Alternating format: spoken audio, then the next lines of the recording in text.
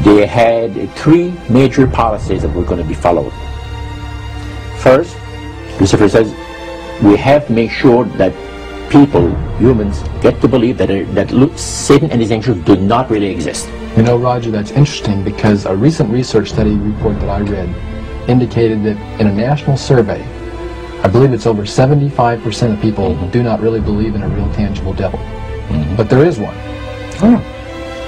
The next thing, the three-parts policy that they had adopted there, the second one was to find a way of being able to get total control of people's minds. And that would be done by taking hypnotism out of the realm of the occult and introduce it as a new science for the benefit of mankind. They felt that by taking hypnotism out of the realm of the occult and introducing it as a new science for the benefit of mankind, they could then use people of great renown, educators, people of capacity, that would do great things, such as supposedly regress people in time to former lives.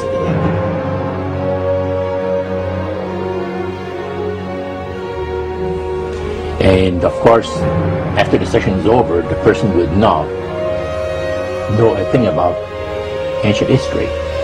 And the person she or he has talked about performing, certain deeds, we'll say, 3,000 or 4,000 years ago.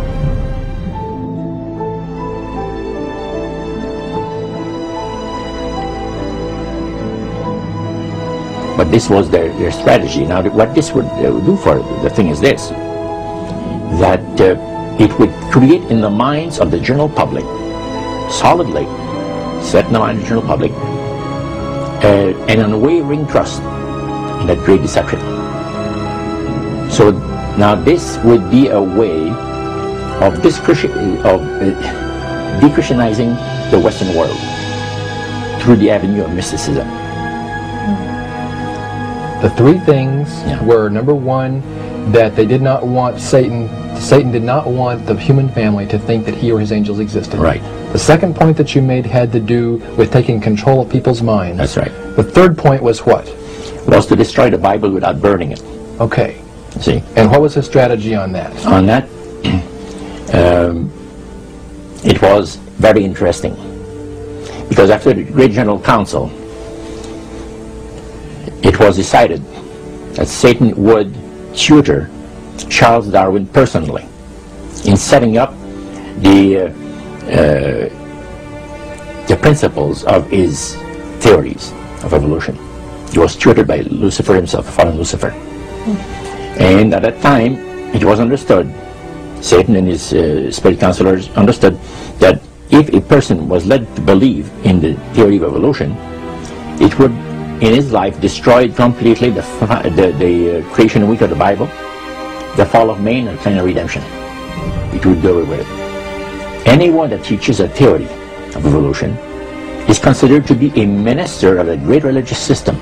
And he said that every teacher of that theory is recognized by the spirits as a person of great value and receives a very special unction from Satan himself, giving great power to induce spiritual blindness, to convince and convert. Three capacities.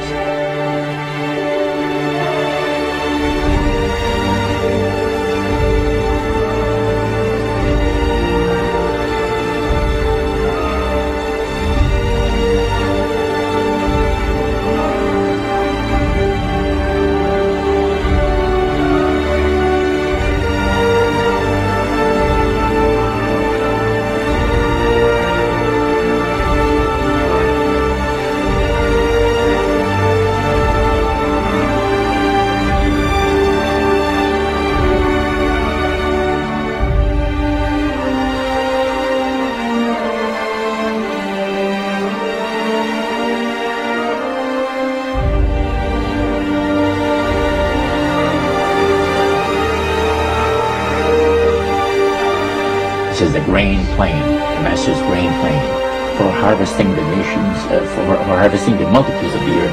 and tourist calls just before the close of the great controversy between the forces of good and evil. It's going to be done in a unique manner. This grand plan is going to take people are going to eat the stuff, because it says spirits, demon spirits, will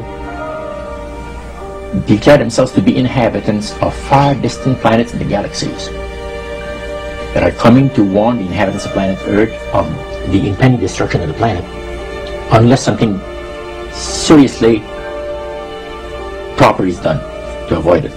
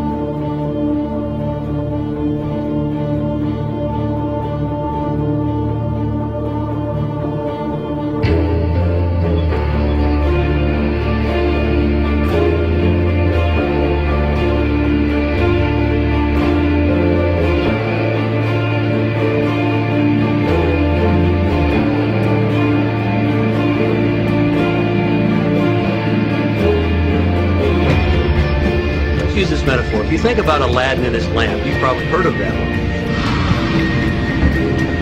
The genie always says one thing. Your wish is my command.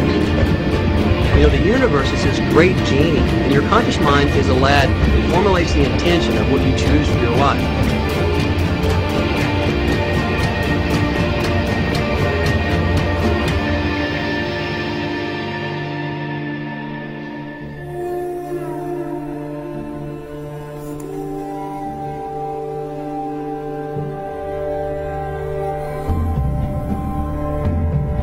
At the very heart and core of all these secret societies lurks the Kabbalah.